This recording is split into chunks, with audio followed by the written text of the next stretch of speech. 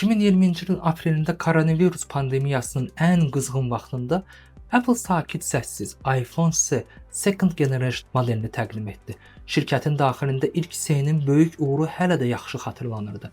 O, sözün əsl mənasında isti çörək kimi satılmışdı. Bu dəfə əsas olaraq iPhone 8 seçildi. O model hələ istehsalda idi, yəni Apple-a yığım xəttlərini yenidən qurmağa belə ehtiyac qalmadı.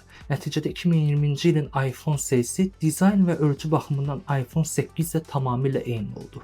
Daxilə isə Apple A13 prosesoru və 3 GB operativ yaddaş quraşdırıldı. Üstəlik Wi-Fi 6 dəstəyi əlavə olundu.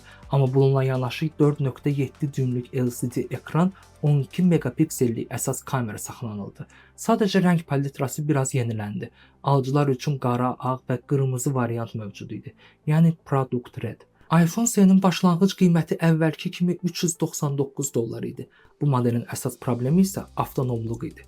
Kiçik batareya nə müasir prosesorun gücünə, nə də istifadəçilərin sosial şəbəkələrdə keçirdiyi vaxta tab gətirirdi.